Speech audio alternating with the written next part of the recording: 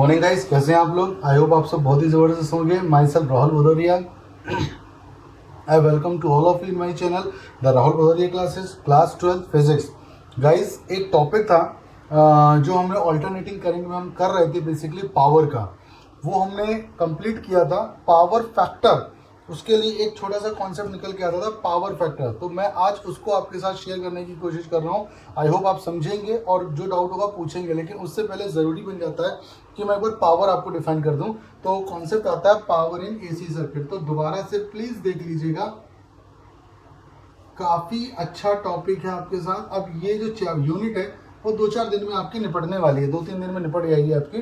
तो power in AC circuit, तो किसी भी मतलब कि किसी भी एसी सर्किट की जो पावर होती है बेटा, वो उसके ईएमएफ इनटू करंट पे डिपेंड करती है, यानी कि उसका ईएमएफ कितना है और साथ साथ उसका करंट कितना है। तो आपको बताता चलूं, ईएमएफ होता है E naught sine omega T generally, और जो करंट होगा वो हो जाएगा I naught sine omega T -5, क्योंकि दोनों में फेज डिफरेंस होगा और जनरली ईएमएफ लीड करता है और ये लैगिंग करती है, तो वही मैंने -5 के साथ दिखाया। एक बार दोबारा से मैं आपको बता रहा हूं क्योंकि वो थोड़ा सा पीछे छूट गया था। ई नॉट साइन ओमेगा टी का मल्टीप्लाई करेंगे आई नॉट साइन ओमेगा टी -5, तो ये आ जाएगा ई नॉट आई नॉट और साइन ओमेगा टी। इसको आप थोड़ा सा प्लीज ओपन कर लेंगे। कैसे कर लेंगे? साइन ए प्लस बी का, ए माइनस बी का कॉन्सेप्ट लगा के, तो ये बन जाएगा sine omega T cos 5 minus cos omega T sine 5। Sine omega T का मल्टीप्लाई कर देंगे अंदर, आई नॉट ई नॉट, और इधर बन जाएगा sine square omega T cos 5 minus sine omega T cos omega T sine 5। हम इसमें क्या कर सकते हैं? 2 से मल्टीप्लाई, 2 से डिवाइड, तो ये क्या बनेगा? Sine square omega T cos 5 minus 1/2 2 sine omega T cos omega T sine 2 omega T का फॉर्मूला है E naught I naught equals to P. तो एक चीज समझने की है बेटा, साइन स्क्वायर ओमेगा टी यानी कि साइन फंक्शन की स्क्वायर में जो एवरेज वैल्यू है वो 1/2 होती है, जबकि साइन 2 ओमेगा टी की एक एवरेज वैल्यू होगी वो 0 होगी। तो इसकी रिप्लेस हम अप्लाई कर देंगे ई नॉट आई नॉट, तो यहां पर आ जाएगा 1/2 कॉस 5 माइनस 1/2, ये बन जाएगा 0 इंटू साइन 5। 0 से प्रोडक्ट होकर ये पूरा 0 हो गया, तो पावर आ जाएगी E naught I naught upon 2 into cos 5। थोड़ा सा देखेंगे, 2 को हम क्या कर सकते हैं? पी को हम कर सकते हैं ई नॉट अपॉन √2, 2 को ब्रेक कर सकते हैं √2 इंटू √2 में, और बेटा यहाँ पर आई नॉट भी हो सकता है √2, और ये क्या बन जाएगा? कॉस 5। ई नॉट अपॉन √2 किसको रिप्रेजेंट कर रहा है? E R M S value को, और ये किसको रिप्रेजेंट कर रहा है? I R M S value को, और इनटू क्या हो जाएगा? कॉस 5। आपको बताता चलो, सारा खेल पावर में इसी कॉस 5 का है। पावर से रिलेटेड किसी भी कॉन्सेप्ट में जो सारा इंपॉर्टेंस है वो इसी कॉस 5 का है। कॉस 5 को हम बोलते हैं पावर फैक्टर। और जो बेटा इतना इंपॉर्टेंट है कि मैं इसको इग्नोर नहीं कर सका, मुझे याद आया कि शायद मैंने इसके आगे आपको नहीं कराया, तो मुझे पूरा टॉपिक दोबारा से कराना पड़ रहा है इसके लिए, क्योंकि कहीं इग्नोर ना हो जाए। तो cos 5 पावर फैक्टर, किसी भी सर्किट की पावर फैक्टर, ये जो पावर डिपेंड करती है वो उस फेस पर बोलती है cos के। ठीक है, चलिए अब हम आगे इसी की थोड़ी सी बात कर लेते हैं। पावर तो मैं निकालना सीख लिया, पावर फैक्टर की हम बात करते हैं cos 5। जैसे कि ये डिफरेंट सर्किट्स में काम करेगा। जैसे कि अगर हम एक ऐसा सर्किट लेते हैं जो प्योर रेजिस्टेंस है, नंबर 1 प्योरली रेजिस्टिव सर्किट, यानी कि एक सर्किट जो पूरी तरीके से रेजिस्टेंस लगा हुआ है, केवल और केवल उसमें आर है।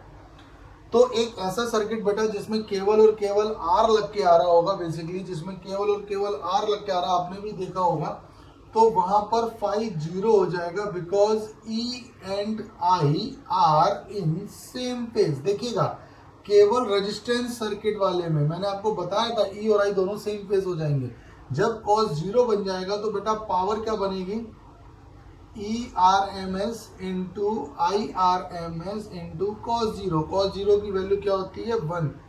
तो ERMS इंटू IRMS, ये आपके लिए पावर निकल के आएगी।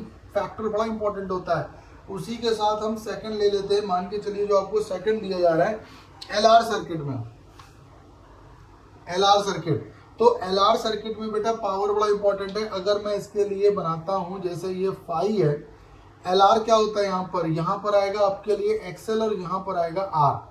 क्या आएगा? XL और यहाँ पर आएगा R, और ये क्या बन जाएगा बेटा? इम्पीडेंस बनेगा Z। क्या बनेगा? इम्पीडेंस बनेगा Z।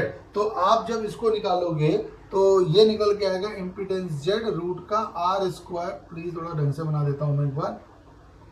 ये बन जाएगा R स्क्वायर प्लस XL का होल स्क्वायर। तो इन LR सर्किट में आपके लिए cos फाई क्या निकल के आएगा? R upon Z। क्या निकल के आएगा? R अपॉन Z, यानी कि उसका पर्टिकुलर आपका इम्पीडेंस कितना आ रहा है? तो इम्पीडेंस आ रहा होगा बेटा R स्क्वायर प्लस XL का स्क्वायर। तो ये बेसिकली बनेगा R स्क्वायर ओमेगा L का स्क्वायर। तो यहाँ पर ये पावर फैक्टर बनेगा, और ये पावर फैक्टर ERMS और IRMS के साथ कंबाइंड होकर आपको रिजल्ट देगा। तो ये बन रहा है आपके लिए किसमें? LR सर्किट में। किसमें बन रहा है ये? LR सर्किट में।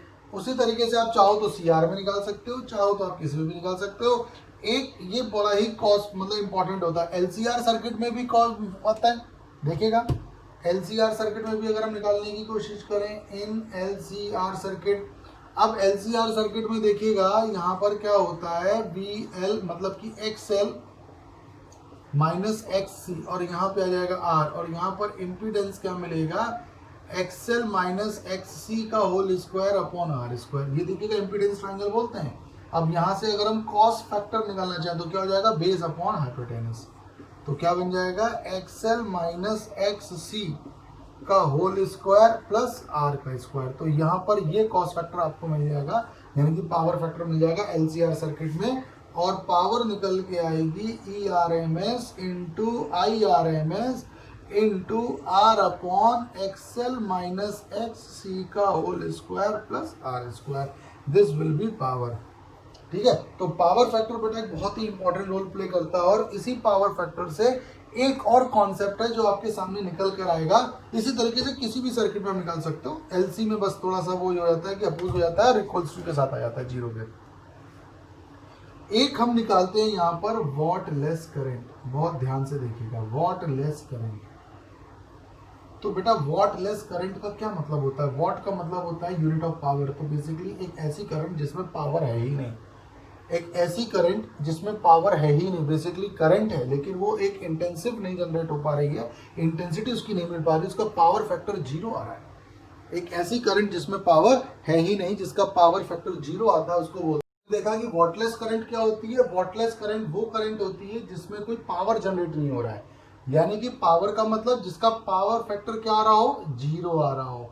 ERMS into IRMS into cos phi. अभी लेटेस्टली हमने देखा यहाँ पर कॉस फाई को बोलते हैं पावर फैक्टर। क्या बोलते हैं? Power factor. यानी कि एक ऐसा करंट जिसमें पावर फैक्टर आपका जीरो हो, तो वो करंट वहां पर वॉटलेस करंट कहलाएगी, और ये तभी होगा जब फाई की वैल्यू 90 होगी। तो देखिए P क्या जनरेट हो रहा है? ERMS into IRMS into cos 90, यानी कि जीरो। तो उस केस में आपको नो पावर कंडीशन जनरेट हो रही है, नो पावर कंडीशन जनरेट हो रही है, यानी कि पावर मिल ही नहीं रही है, यानी कि पावर फैक्टर परपेंडिकुलर होगा जो ओवरऑल पावर को क्या बना देगा? जीरो बना देगा। उसको बोलते हैं वॉटलेस करंट। एक ऐसा करंट जो EMF के साथ 90 डिग्री के फेज पर होता है। ये तभी प्रोड्यूस्ड होगा जब 90 फेज डिफरेंस होगा, और ये केवल दो सर्किट हैं जिनमें प्रोड्यूस होता है, ओनली C में और ओनली L में। केवल कैपेसिटेंस वाले में और केवल इंडक्टेंस वाले में। आपने देखे पुराने वीडियो में जब मैंने आपको केवल ओनली कैपेसिटेंस और ओनली इंडक्टेंस कराया होगा, वहां पर मैंने आपको बताया होगा कि EMF और I के बीच में 90 डिग्री का फेज डिफरेंस आ रहा है। और यहाँ पर जो मैंने बोला भी तो बहुत इंपॉर्टेंट है। क्यों इंपॉर्टेंट है? क्योंकि वो पावर फैक्टर के पॉइंट ऑफ व्यू से इंपॉर्टेंट हो जाता है। इसमें फेज डिफरेंस 90 होगा, जिसकी वजह से आपका जो पावर फैक्टर आपका परपेंडिकुलर हो जाएगा 90। ओवरऑल वैल्यू वो क्या देगा? जीरो देगा। कॉस 90 की value zero. Power factor zero की होने की वजह से ओवरऑल पावर अभी क्या बन रही है? जीरो बन रही है।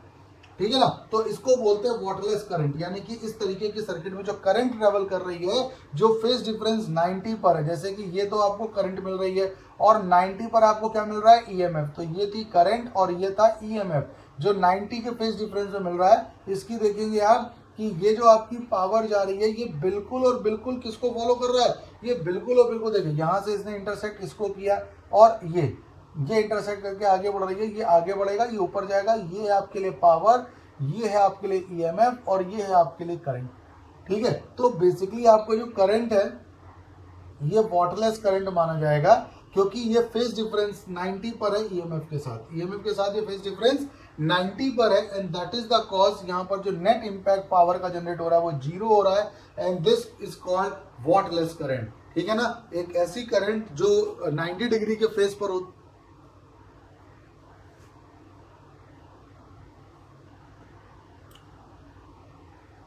एक ऐसी करंट जो 90 डिग्री के फेस पर होती है उसको क्या बोलते हैं, वाटरलेस करंट बोलते हैं। ठीक है ना, जो 90 डिग्री के फेस पर है ईएमएफ के साथ, that is called waterless current. और इस तरीके से ये हमारा क्या हो जाएगा, वाटरलेस करंट का कॉन्सेप्ट कंप्लीट हो जाएगा। केवल सीमर और केवल आर पे ही ये मिलेगा, हर किसी पे नहीं मिलता है। So this is called waterless current. ठीक है गाइस, आपके ये टॉपिक कंप्लीट होते हैं। एक इसमें केवल एक टॉपिक और रह गया और एनसीईआरटी न्यूमेरिकल्स है, तो वो हम 1-2 दिन में कंप्लीट कर देंगे, यूनिट कंप्लीट हो जाएगी। इसके बाद हम स्टार्ट करेंगे इलेक्ट्रोमैग्नेटिक वेव्स। तो till then bye bye, see you.